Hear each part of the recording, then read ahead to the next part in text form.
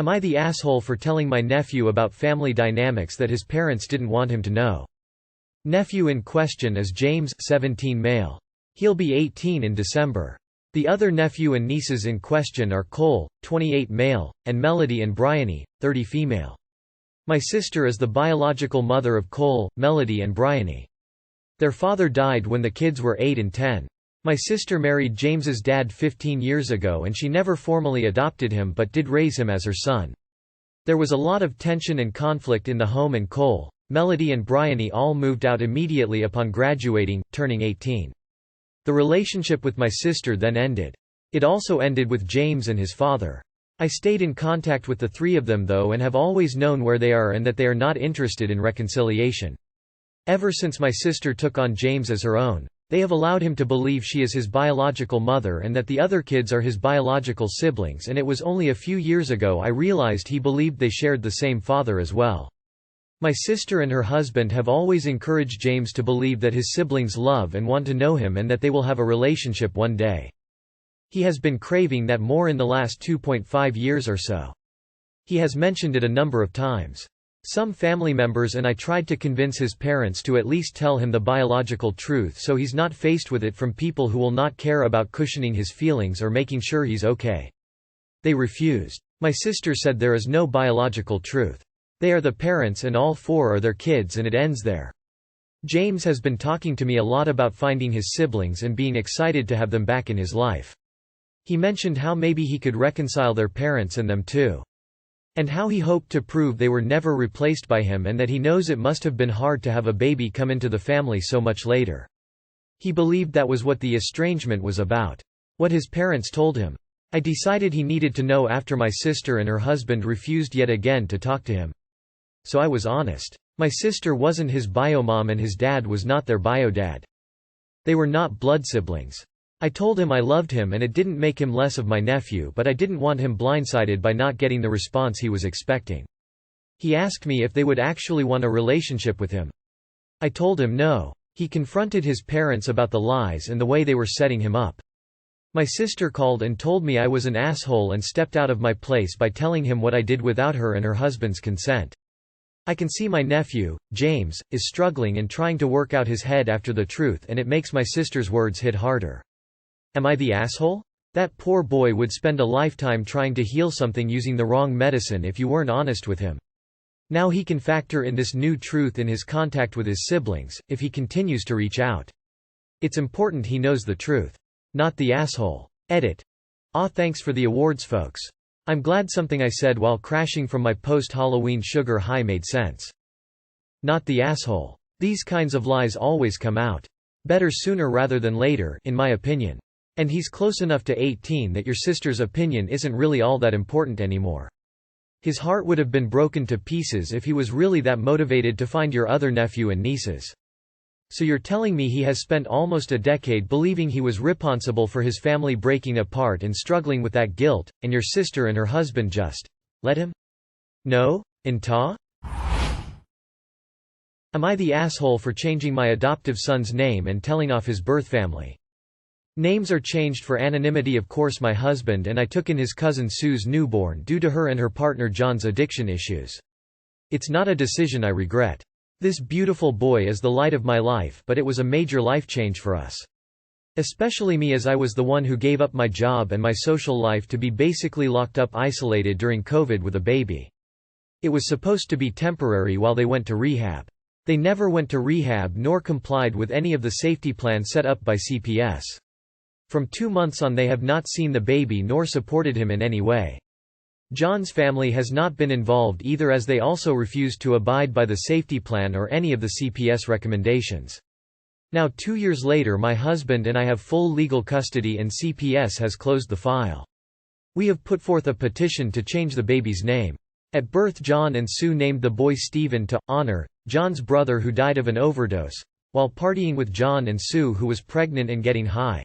My husband and I have never ever referred to the baby by that name. We always called him Davy, his middle name, after Sue and my husband's grandfather. So instead of being Stephen David Jones we are changing it to David Owen Smith. Owen is after my father, who absolutely adores him and accepted him as grandson from day one.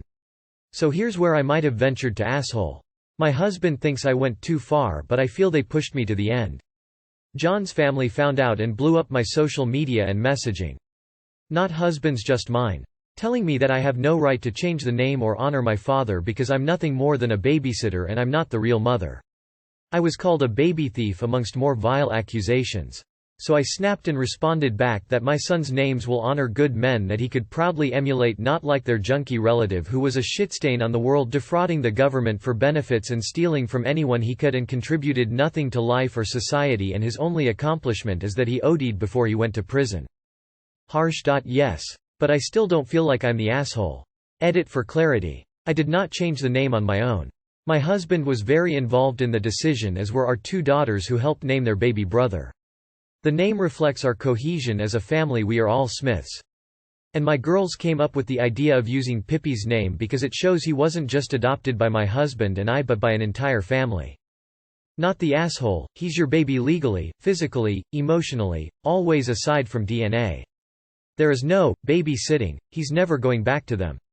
Never. You are mom, period. Block them, ignore them, if you can move away from the area. They'll eventually give up, but it'll take an annoying amount of time. Not the asshole. His bio parents only care because it takes away the last bit of control they assumed they had. If you're doing everything for him and he's legally in your custody, you have the right to change his name. If they don't like it, they can get better and fight in the court. Am I the asshole for saying someone is short and fat? A girl, 18F, at my school is a fat positivity activist on TikTok. She films herself eating, twerking, and making the fat on her butt jiggle for the camera while saying how in love with her body she is. She also says all the time that being fat is an honor and beautiful. This is important for later on. For a public speaking assignment in class, she wrote about how modeling should be illegal because the models in Fashion Week are skinny and tall, and they look like freaks and not like normal girls. And they make everyone feel uncomfortable watching them. The whole assignment was about speaking calmly and effectively, but she was speaking very angrily and aggressively. I'm pretty sure her whole speech was just directed at me because it's known at school that I walk in Fashion Week, and she was weirdly staring me down during the speech. For the audience counter-argument part, the teacher then asked me what I thought of the argument since I walk in Fashion Week. I said I thought it was all pretty ridiculous, of course. The girl and her girls came up to me and my friends at lunch and said that I'm eating fruit salad because of I have disordered eating, which I don't. She then said, "You're only allowed to walk because you're tall and skinny, just so you know," in a derogatory way. I said, "And you're not allowed to because you're short and fat. What's your point?" She yelled, "And the mask is off. I was just waiting for you to show your bigotry and insult me." However, if being fat is an honor and beautiful as she always says, I don't see how stating she's fat is an insult or bigoted. I would be pissed if someone called me fat, but that's because I don't see it as an honor, and she supposedly does. This feels like something you would see posted on Tumblr a few years back. From the setup to the confrontation and the teacher, it just feels a little made up. That being said, if it isn't, then the teacher shouldn't have let this escalate the way it did. You're all exhausting. Thank God I am not a teen anymore. Not the asshole. The mask is off. Clearly she has been trying to get you to respond in a certain way to prove some kind of point she has. It's kinda a shame you did. It might have been more effective to just feign ignorance at what she was getting at and let her continue to make herself look like an insecure moron. Jesus Christ, you teenagers are brutal. Both of you. Esh. Is the fat activist in the room with us? Not the asshole, she insulted you.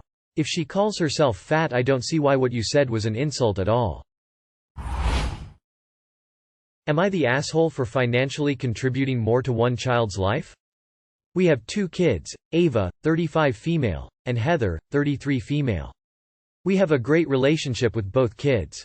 About 12 years ago, Ava got engaged to her now husband. We bought them a house in our neighborhood and then the next year paid for their wedding. Heather has lived in a few different cities, taken different college programs, etc. She seems content to keep exploring where her happy is, and I think that's great. About 10 years ago, different plots of land came for sale in our neighborhood. We asked Heather which she wanted. She thanked us for the thought, but said that she didn't know where she wanted to be and that we shouldn't buy land for her. We ended up buying a plot of land near us. We told her, she again thanked us but never made use of the land. Fast forward to now, Heather approaches us, clearly nervous, and respectfully asked if we would be able to help her with a down payment for a house in the city where she lives. She was clear she understood if that was not possible. This has caused an argument between myself, 56 female, and my wife, 60 female. I would love to help Heather, but honestly we are in very different financial circumstances now than we were before. We are hoping to retire soon, and do not have a lot of excess money. My wife thinks that Heather does not ask for much and that we have clearly helped one child significantly more than the other. Ava's wedding cost tens of thousands of dollars and the house was obviously hundreds of thousands. She thinks we should sacrifice whatever we can to help Heather. To be clear, we have financially helped Heather over the years, helped with decorations when she's moved, with furniture, etc. I know it's not the same, but I want to be clear we are involved in both kids' lives. I also know that Heather would be uncomfortable if she knew us contributing to her house was impacting our retirement. I think if we talk to Heather openly about the difference in our financial circumstances now and then, she would understand. My wife wants to sell the piece of land in our neighborhood to give Heather the money. I really don't want to do that. For a few reasons. Including that I think Heather would regret that in the future because she has mentioned once or twice over the years that she will want to move back home when she's older.